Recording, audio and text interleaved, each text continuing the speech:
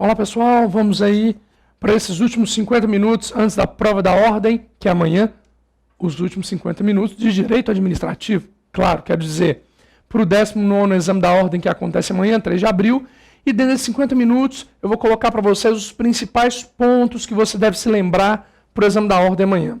Alguns deles vão ser só indicações normativas para que você olhe antes da prova, para que você acompanhe a revisão, mas são importantíssimas, porque no direito administrativo, como você sabe, o que vale é a lei.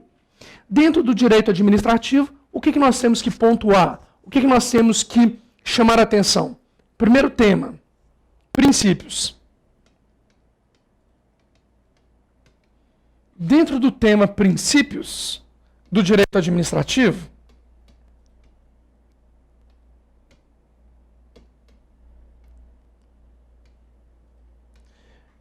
você vai primeiro, artigo 37 caput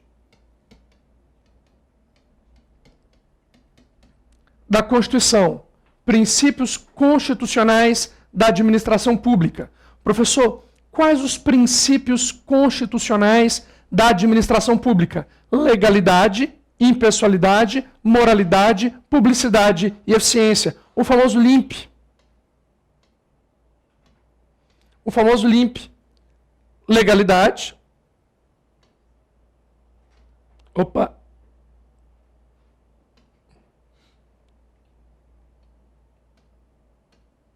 Espera aí que deu errado aqui.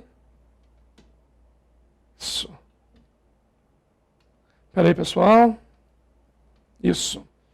Dentro dos princípios constitucionais da administração pública, eu tenho o artigo 37 caput da Constituição, que trata de legalidade, impessoalidade, moralidade, publicidade e eficiência. Fácil de lembrar, sempre importante para exames de ordem. Lembrando que o princípio da eficiência, ele entra na Constituição com a emenda constitucional número 19 de 98. A emenda 19, chamada de Reforma da Administração Pública, ela inclui, entre as várias alterações constitucionais, o princípio da eficiência.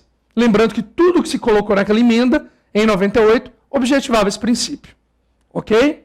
Professor, além do artigo 37 caput, sobre princípios do direito administrativo, você vai para o mais importante.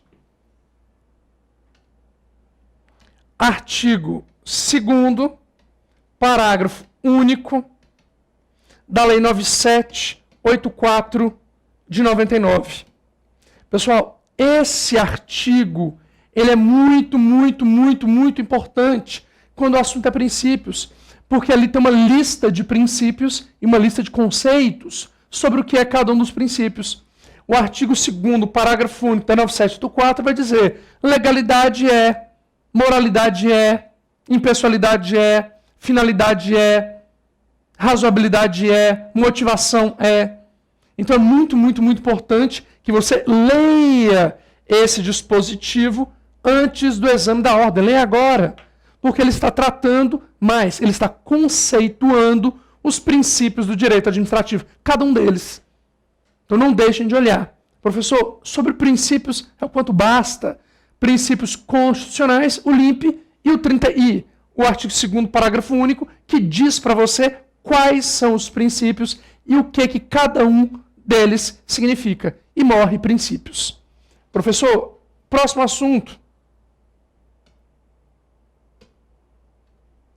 Poderes da administração pública. Poderes da administração pública. Professor, o que são poderes da administração? São prerrogativas que a ordem jurídica reconhece à administração para submeter à vontade individual ao bem-estar coletivo. A Constituição e as leis dão poderes à administração, dão prerrogativas à administração para que a administração realize o bem comum. Esses são os poderes administrativos. Professor, fundamento dos poderes administrativos: supremacia do interesse público sobre o interesse individual. Se o interesse público é mais importante que o interesse individual, a ordem jurídica precisa dar poderes à administração para que ela possa garantir a supremacia do interesse público. Dentro de poderes da administração, há um ponto clássico de provas, que é o abuso de poder. O abuso de poder é o exercício ilegal. O abuso de poder é o exercício arbitrário, ilegal de poderes públicos. A lei e a Constituição dão à administração poderes para realizar o bem comum. A administração vai e usa esses poderes ilegalmente. Se há uso ilegal de um poder, eu tenho um abuso de poder. Professor, o abuso de poder, ele admite duas espécies. Eu tenho o excesso de poder e eu tenho o desvio de poder. Excesso de poder e desvio de poder são espécies de abuso de poder. Professor, excesso. O que é excesso de poder? Ocorre quando o agente público vai além de sua atribuição legal. Ocorre quando o agente público pratica um ato indo além de sua competência. Competente para suspender um servidor, a autoridade demite. O ato de demissão é ilegal. Por quê? Porque quem fez a demissão não podia fazer. Quem fez a demissão não tinha poderes para tanto. Ele tinha poder para suspender. Quando ele demite, ele vai além, ele exorbita. O ato de demissão é ilegal por excesso de poder. No desvio de poder, também chamado de desvio de finalidade, mesma coisa, no desvio de poder ou no desvio de finalidade, a autoridade pratica um ato buscando outro fim que não o fim previsto na lei. Eu, autoridade, pratico um ato, mas eu quero com este ato alcançar finalidade diversa da finalidade prevista em lei. Ok? Professor, exemplo. O presidente da República que nomeia alguém objetivando livrá-lo de uma investigação da primeira instância. O ato administrativo de nomeação tem outra finalidade, que não retirar a competência jurisdicional da primeira instância. Por exemplo, não estão vendo na TV que ajuizaram uma ação popular para anular a nomeação do ex-presidente Lula para o cargo de ministro da Casa Civil? Fundamento: teria ocorrido desvio de poder ou desvio de finalidade. Abuso de poder. O ato é praticado para se alcançar outro fim que não o fim previsto em lei. Lembrando de uma coisa: compete a quem alega provar. Então, se você está dizendo que o ato da presidente Dilma foi legal, você tem que provar o desvio. Porque se você não provar o desvio, você não afasta a presunção de legitimidade de que goza todos os atos da administração. Mas, enfim, não estamos falando de prova. Não estamos falando de encargo probatório. Estamos no conceito de desvio de poder ou desvio de finalidade. Quem pratica o ato, busca com o ato outro fim, que não o fim descrito na lei. Desvio de poder e excesso de poder são modalidades de abuso de poder.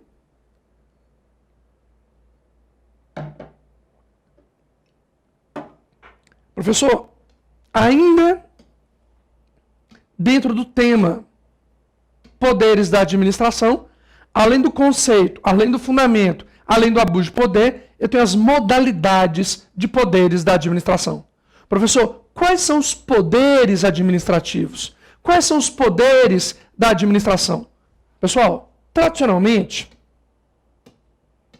a doutrina aponta os seguintes poderes: poder vinculado e poder discricionário.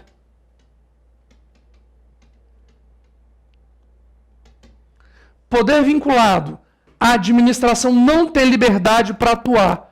Presentes os requisitos da lei, a administração tem que fazer o ato. Exemplo: licença para dirigir. Se você preenche os requisitos da lei para o direito de dirigir, a administração é obrigada a te dar licença para dirigir. Poder vinculado. Poder discricionário. A lei da administração, liberdade para decidir. A lei da administração, liberdade decisória. Ponto final. Exemplo, autorização para porte de arma. Se a administração quiser, ela autoriza. Se ela não quiser, ela não autoriza. Vejam que falar em poder vinculado e poder discricionário é considerar apenas uma coisa: a existência ou não de liberdade decisória. Mais nada. Ok? Depois, poder disciplinar. Poder disciplinar.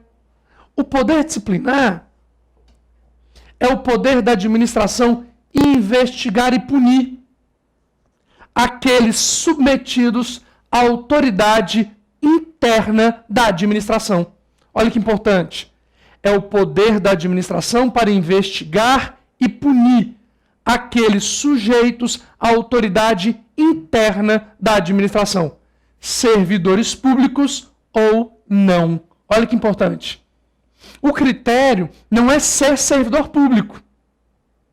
Outras pessoas, além de servidores públicos, se submetem ao poder disciplinar. A sua lógica é: o poder disciplinar não alcança a universalidade dos cidadãos. O poder disciplinar não alcança a universalidade de pessoas. O poder disciplinar alcança um grupo restrito de indivíduos. Qual grupo? Aquele sujeito, aquele submetido à autoridade interna da administração. O critério é que entre você e a administração haja um vínculo especial de sujeição. Você é meu servidor, você é meu contratado, você estuda na escola pública. Ok? Professor, eu não sou servidor, então você não se sujeita a poder disciplinar do ente político. Eu não sou contratado, então você não se sujeita ao poder disciplinar do ente político. Você não estuda em escolas públicas ou está internado em hospitais públicos, então você não se sujeita ao poder disciplinar. Porque o poder disciplinar alcança um universo limitado de indivíduos, aqueles que mantêm com a administração um vínculo especial de sujeição. Poder disciplinar. O importante é, ele alcança servidores? Sim.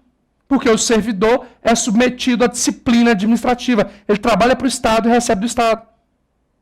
Mas há outras pessoas que não são servidoras, que se submetem como contratados, doentes de hospitais públicos, alunos de escolas públicas. Terceiro poder administrativo. Poder hierárquico. Poder hierárquico. Professor, o que é poder hierárquico? É o poder da administração de ordenar a atividade administrativa. É o poder da administração para ordenar a atividade administrativa. O verbo-chave é ordenar. Quem ordena dá ordens, comanda. Quem ordena coloca ordem, organiza. Então, o poder da administração de ordenar, isto é, comandar servidores e organizar a atividade, eu chamo de poder hierárquico. Quem ordena, comanda. Quem ordena, organiza. E o poder disciplinar é o poder hierárquico, é o poder da administração de ordenar toda a atuação administrativa. É o poder da administração de comandar todos os seus servidores. Poder regulamentar.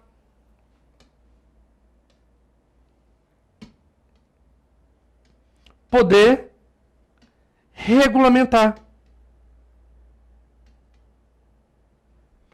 O poder regulamentar é o poder da administração de editar atos administrativos normativos. É o poder da administração para fazer atos administrativos gerais e abstratos. Atos administrativos normativos.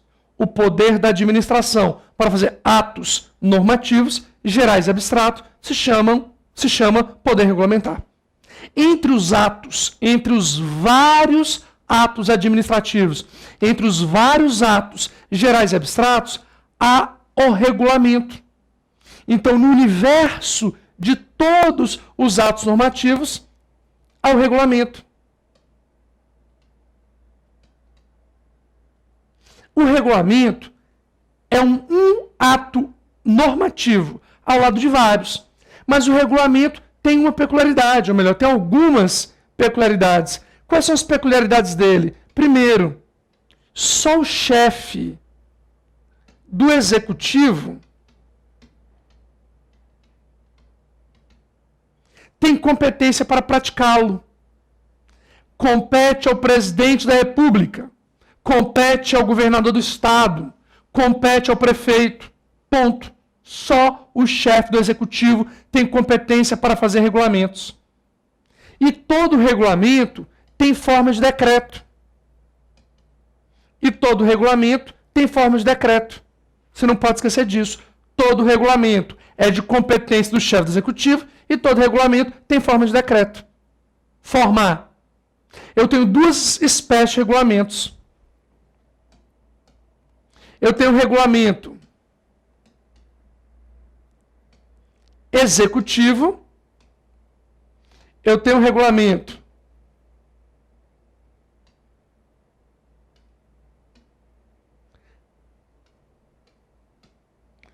executivo e o regulamento autônomo. Duas espécies de regulamento: regulamento executivo e regulamento autônomo. Regulamento executivo. Artigo 84, inciso 4 da Constituição. Regulamento executivo explica a lei para tornar possível a fiel execução da lei. O regulamento executivo explica uma lei que já existe para tornar possível a execução dessa lei. Segunda espécie de regulamento, regulamento autônomo. Artigo 84, inciso 6 da Constituição. O regulamento autônomo trata do que a lei não tratou, cuida do que a lei não cuidou, portanto, ele inova a ordem jurídica. Artigo 84, inciso 6. Pessoal, a competência para editar regulamentos autônomos pode ser delegada. A competência para praticar regulamentos autônomos pode ser delegada. O 84, parágrafo único da Constituição, 84, parágrafo único da Constituição, vai dizer: a competência prevista no artigo 84, inciso 6, poderá ser delegada ao ministro de Estado, ao Procurador-Geral da República ou ao Advogado-Geral da União. Então, admite-se a delegação de competência para praticar regulamento autônomo. Isso é super importante. Professor, próximo poder. Poder de polícia. Poder de polícia. Professor, o que é poder de polícia? Artigo 78 do CTN. O artigo 78 do CTN conceitua poder de polícia. Ele diz: considera-se poder de polícia a atividade da administração pública que, limitando ou disciplinando direito, regula a prática de ato ou abstenção de fato, em razão do interesse público concernente à segurança, higiene, ordem, costumes, disciplina a produção do mercado, ao exercício de atividades econômicas dependentes de concessão e autorização do poder público, a paz pública e a proteção de direitos individuais ou coletivos. Resumindo, o poder de polícia é o poder administrativo que limita exercício de direito individual em prol do bem comum. Limita exercício de direito individual em favor da coletividade. Exemplo, o exame da ordem. O exame da ordem é típica atividade de polícia administrativa. Eu quero exercer minha profissão de advogado. Pode exercer, passa no exame da ordem, se inscreva na ordem. Só poderá exercer o direito da advocacia quem demonstrar que tem condições para tanto. Como? Se inscrevendo no quadro da OAB. Como que eu me inscrevo? Eu passo a prova. Então você tem o direito de exercer a advocacia, mas você não o exerce de qualquer modo. Você tem que preencher os requisitos da lei para exercer o direito. Ok? Então, o poder de polícia é a atividade da administração que limita o exercício de um direito individual em prol do bem comum. Essa que é a ideia. O conceito legal de poder de polícia está no artigo 78 do CTN. Por quê? Porque compete à lei complementar definir fato gerador de obrigação tributária, no caso taxa. Estão lembrados? Que o exercício regular do poder de polícia é fato gerador da obrigação tributária? Taxa. Importante dizer, doutrina e jurisprudência entendem. Não se pode delegar à pessoa jurídica de direito privado a competência para atos de polícia de natureza punitiva. Repete, não é possível delegar, transferir para pessoa jurídica de direito privado a competência para praticar atos de polícia de natureza punitiva. Existem vários atos de polícia, mas quando o poder de polícia consistia em punir, aí apenas pessoas de direito público têm essa competência. Ok? Pessoa de direito privado pode praticar ato de polícia por delegação? Até pode, desde que esse ato de polícia não seja de natureza punitiva. Ok? Terminamos aí essa breve relembrança sobre poderes da administração. E vamos agora para uma nova revisão de novo tema. Intervenção do Estado na propriedade. Intervenção do Estado na propriedade. Pessoal, intervenção do Estado na propriedade. O Estado garante ao cidadão, como direito fundamental, a propriedade.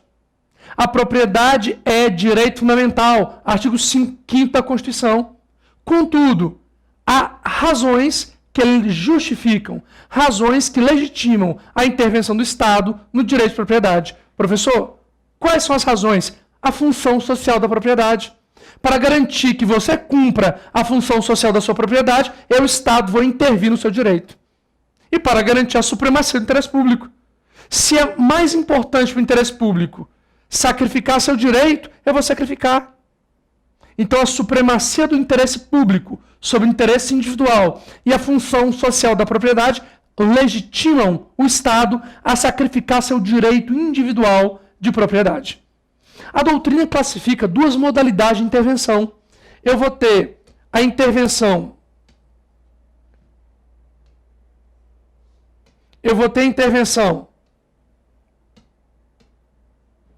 restritiva e eu vou ter intervenção supressiva. A intervenção supressiva. Intervenção restritiva. O Estado pratica um ato que afeta o direito de propriedade, mas o dono ainda é dono. O proprietário ainda é proprietário. Eu, Estado, pratico um ato, esse ato afeta seu direito de propriedade. Ok, mas você ainda é dono. Você ainda é proprietário, a despeito de sua propriedade ter sido afetada. Quais são as intervenções restritivas? Limitações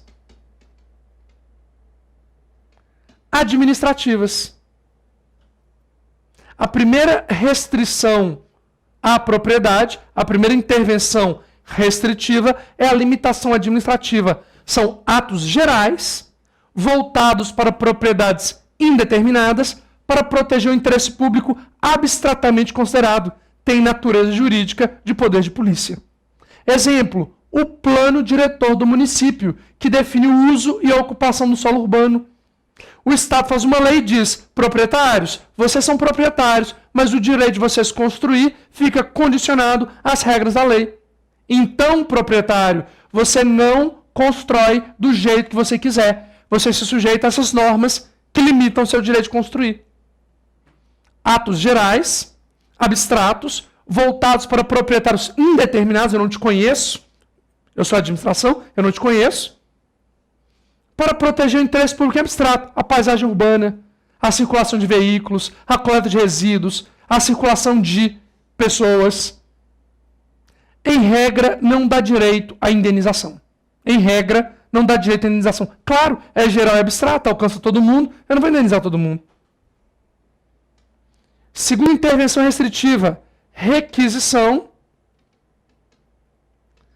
administrativa. A requisição administrativa está no artigo 5º, inciso 25.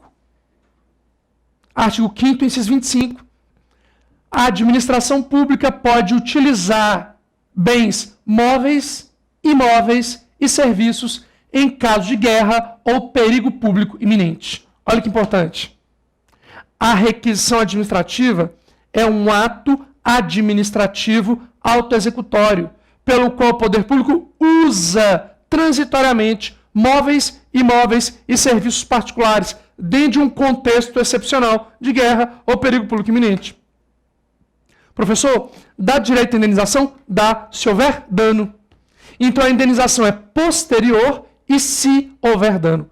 Posterior, pago depois. Claro, não dá para te pagar agora. Está tendo uma guerra aqui. Está tendo uma calamidade aqui, então não dá para te pagar agora. Ok?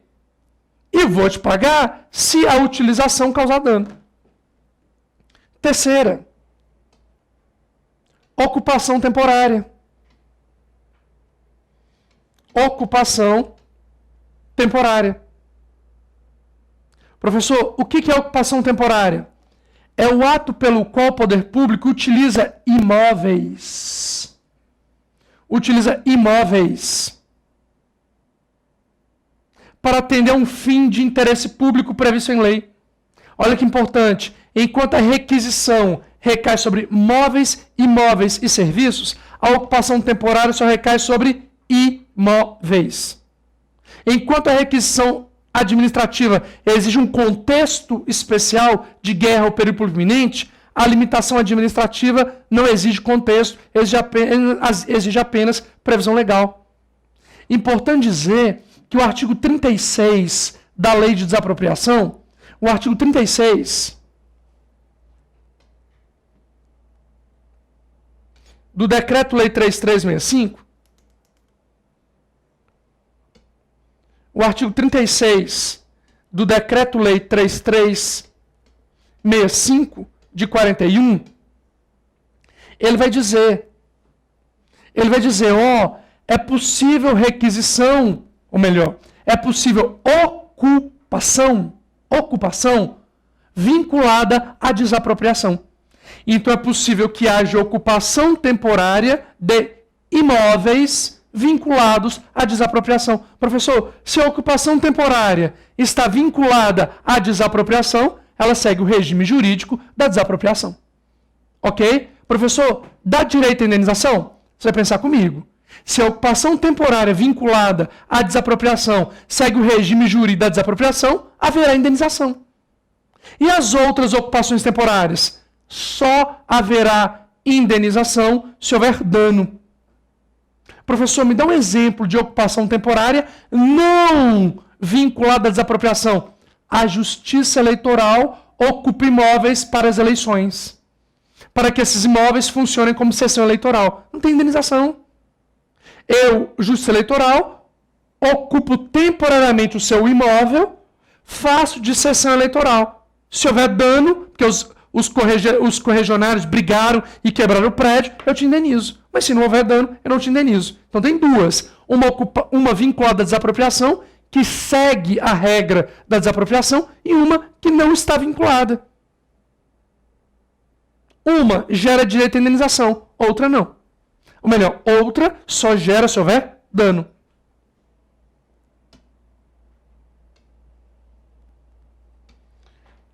Outra intervenção restritiva, tombamento. Tombamento é um procedimento administrativo cujo objetivo é impor restrições ao bem para conservar o bem, já que vinculado ao patrimônio cultural brasileiro. A administração faz um procedimento administrativo para tombar o bem, impondo restrições ao direito de propriedade para conservá-lo, já que ligado ao patrimônio cultural brasileiro. Professor, quando que o tombamento ocorre? com a inscrição do bem tombado no livro do tombo. Quando se registra no livro do tombo o bem está tombado. E sobre o bem pesa restrições. Sobre o bem pesa restrições à propriedade com o intuito de conservá-lo. Há direito à indenização? Regra não. E última intervenção restritiva, servidão administrativa. A servidão administrativa é o direito real de gozo. É o direito real de gozo, instituído sobre imóveis para atender a um fim de interesse público. Olha que importante. A administração institui sobre um bem imóvel um direito real para atender a um fim de interesse público. Dá direito à indenização se houver dano. Se o direito real imposto sobre o imóvel gerar dano, há indenização. Senão, não há. Claro isso aqui? Professor, intervenção restritiva.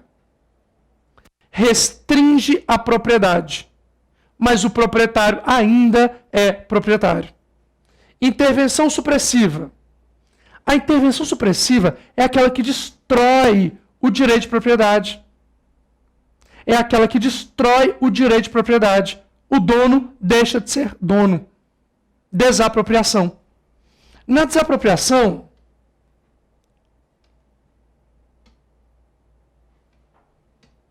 eu tenho 3 tipos de desapropriação. Desapropriação ordinária, por descumprimento da função social, e confiscatória.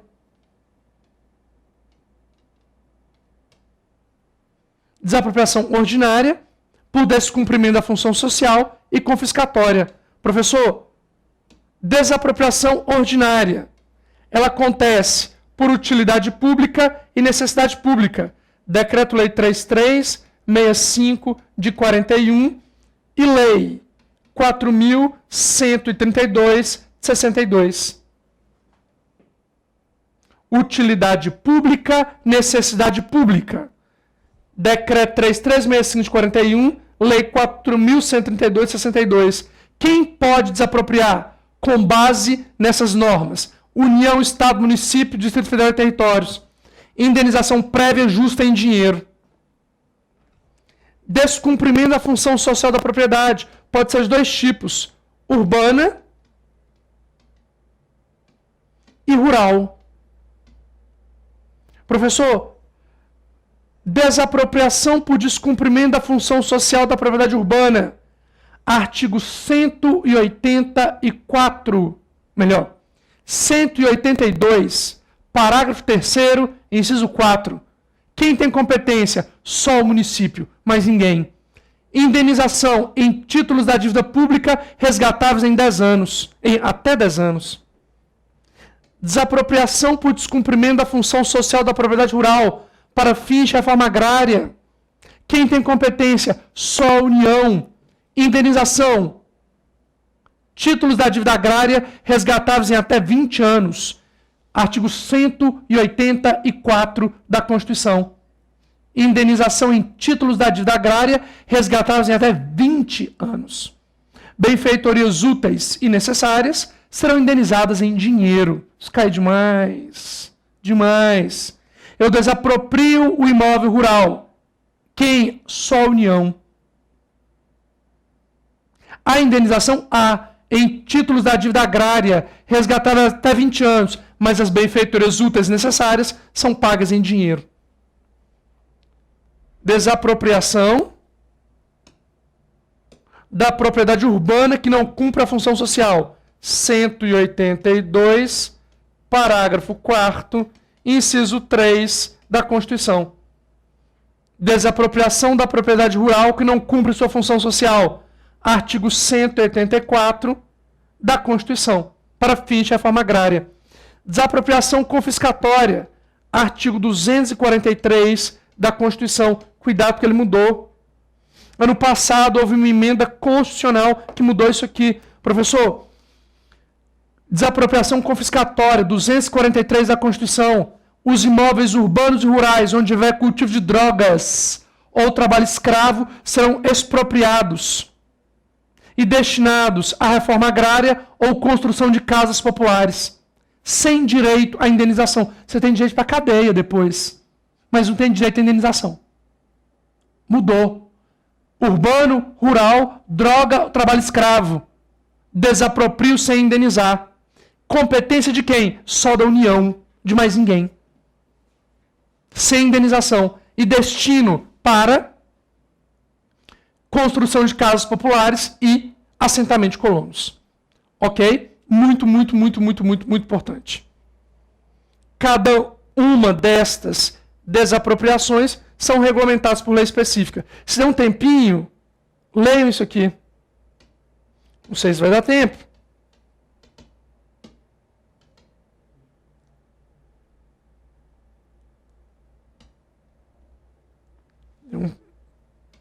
Deu um probleminha aqui.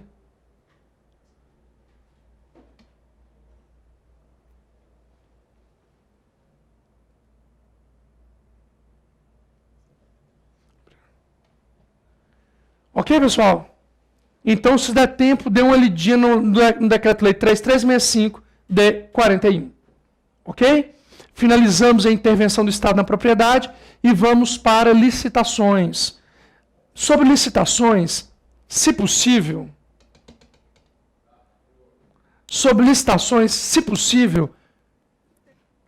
minha caneta acabou a bateria, hein? Estou nos últimos minutos, não vou nem pedir para trocar. Vou usar os últimos minutos para a gente finalizar aí nossa revisão. Na lei de licitação, você vai ler artigo 1º, quem se submete à licitação. Artigo 1º, quem submete à licitação. Artigo 3º, princípios da licitação. Artigo 22, modalidades de licitação. Artigo 22, modalidade de licitação. Artigo 23, hipóteses de licitação, ou seja, quando que eu uso cada coisa.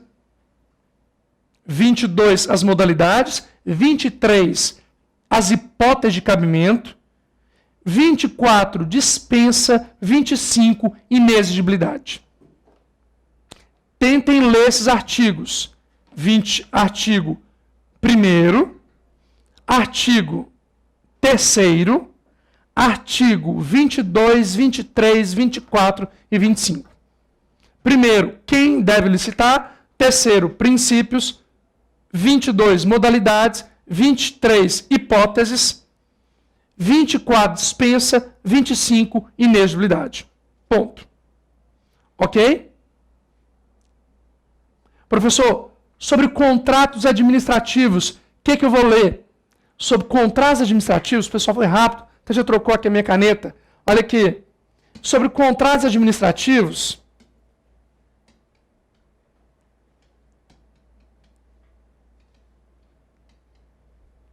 você vai ler o artigo 58 da 8666. É o artigo mais importante sobre contratos, cláusulas exorbitantes. O artigo 58 da 8666 vai tratar de cláusulas exorbitantes. É o mais importante. Além do 58, você vai ler o 78, inciso 14, e 78, inciso 15. Professor, 78, 14, 78, 15, exceção do contrato não cumprido em face da administração. Exceção do contrato não cumprido em face da administração. É o que é mais importante sobre contratos administrativos. 58, cláusulas exorbitantes. E 78, 14 e 78, 15, exceção do contrato não cumprido. Só para aproveitar que a caneta foi recarregada, sobre licitações. Só vou escrever os artigos. Licitações. Artigo 1º, quem deve licitar. Artigo 3º, princípios. Artigo 22, modalidades. Artigo 23, hipótese de cabimento. Artigo 24, dispensa. Artigo 25, inexigibilidade. Raramente cai alguma coisa de licitação fora desses artigos. Se der tempo de você olhar, talvez você encontre ali uma das questões da prova. Professor, bens públicos. Bens públicos. Sobre bens públicos, aqui você vai olhar 3 coisas. Sobre bens públicos, você vai olhar 3 coisas. Primeiro, conceito. O que é bem público? Artigo 98 do Código Civil. Bem público são os bens que pertencem às pessoas jurídicas de direito público. Bens públicos são bens de propriedade de pessoas jurídicas de direito público. Ponto final. Depois você vai estudar a classificação dos bens. A classificação dos bens. Os bens públicos se classificam basicamente a partir de 2 critérios. Letra A, quanto à titularidade. Quanto à titularidade, os bens se classificam em bens federais, estaduais, distritais e municipais. Professor, isso é muito fácil. Quanto à titularidade, o bem federal é que pertence à União, bem estadual que pertence ao Estado, bem distrital ao Distrito Federal, bem municipal ao município. É exatamente isso. Mas não é isso que cai, não. Não cai perguntando não cai perguntando o que é bem federal. Cai perguntando qual bem é federal. E quem reparte os bens é a Constituição. Artigo 20 da Constituição são bens da União. Artigo 26 da Constituição são bens dos Estados. Ao Distrito Federal aplica a regra do Estado. E a Constituição não contemplou bens para o município. Professor, município tem bem? Óbvio. Só não está escrito na Constituição que bens são esses. Ok? Mas é muito importante saber qual bem é de quem. Lembrando que as terras devolutas pertencem aos estados, ressalvadas as terras devolutas que a lei e a Constituição atribuíram à União. Então a regra é assim, ó União, as terras devolutas que te pertencem são só aquelas que a Constituição e as leis estabeleceram, mas nenhuma, as outras são do Estado. Ok? O segundo critério para classificar os bens públicos, letra B, é quanto à destinação. Quanto à destinação, é a classificação do Código Civil. Os bens se classificam em bem de uso comum do povo, bem de uso especial e bens dominicais. Primeiro, bem público é o que pertence às pessoas de direito público. Ponto. Quem decide a destinação do uso é quem é o proprietário do bem. Se o bem pertence à União decide o que fazer com aquele bem. Se a União destinar o bem a toda a coletividade, o bem é de uso comum, diz o Código Civil. Se a administração destinar o bem para ela própria, o bem é de uso especial. Se ela não destinar para nada, o bem é dominial ou dominical. Ok? Quem define a destinação é o proprietário. E conforme a destinação, o bem é de uso comum do povo, especial ou dominical. É o critério do Código Civil. Ok?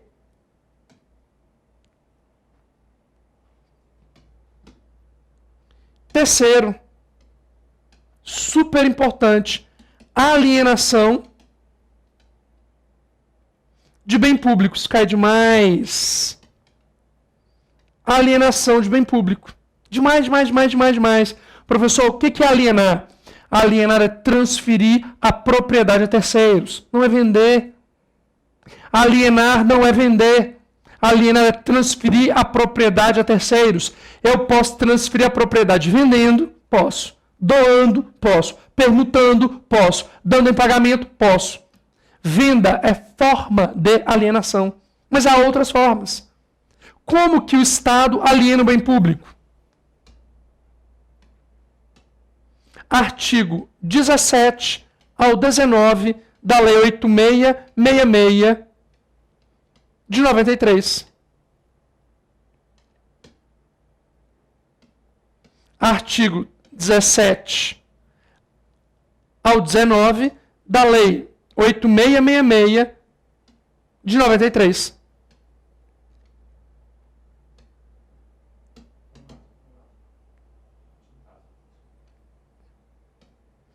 De 93.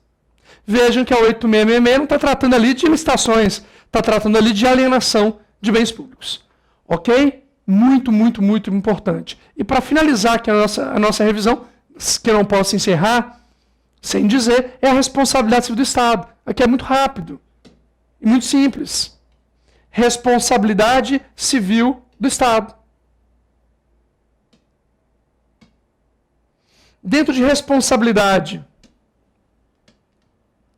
civil do Estado, você tem que lembrar o seguinte, que o artigo 37, parágrafo 6º da Constituição vai dizer: as pessoas jurídicas de direito público e as pessoas jurídicas de direito privado, prestadoras de serviços públicos, as pessoas jurídicas de direito público e as pessoas jurídicas de direito privado, prestadoras de serviço público, respondem pelos danos que seus agentes, nessa qualidade, causaram a terceiros. Ponto. Pessoa jurídica de direito público, pessoa jurídica de direito privado, prestadora de serviço público, respondem pelos danos que seus agentes, nessa qualidade, causaram a terceiros. Pessoal,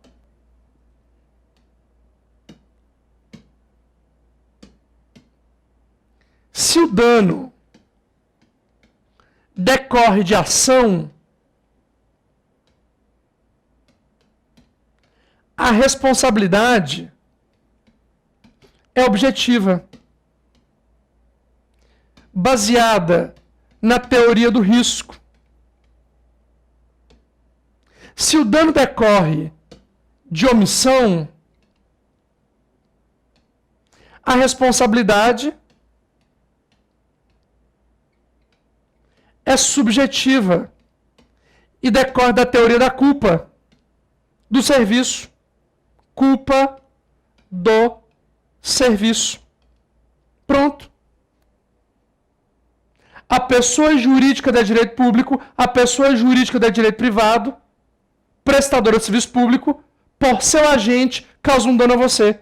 Se o dano é por ação, responsabilidade objetiva, teoria do risco.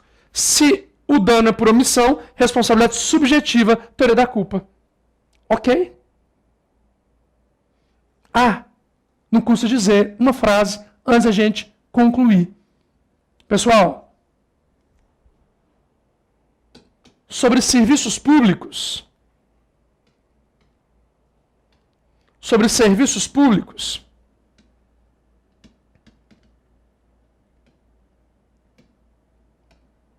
você vai ler artigo 175 da Constituição, você vai ler Lei 8987 de 95, artigo 2º, artigo 35, artigo 2º, artigo 35, 36, 37, 38.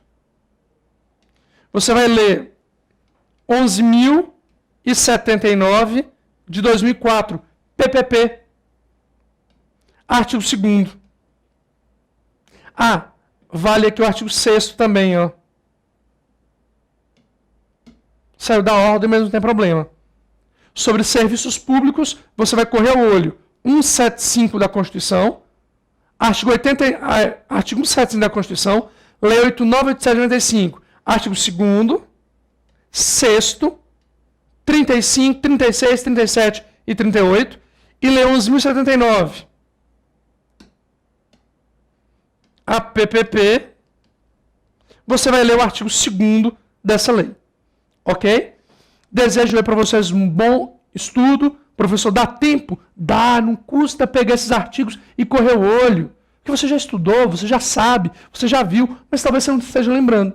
Então, peguem esses artigos que nós falamos aí, peguem esses artigos que você anotou e corre o olho. Deixa eu ver o que fala esse artigo. Você não pode ficar ansioso querendo decorá-los, porque não dá tempo. É só parar e olhar. Porque na hora da prova, se aparecer, vai vir a sua memória. Ok? Bons estudos, boa sorte e sucesso amanhã. Até mais.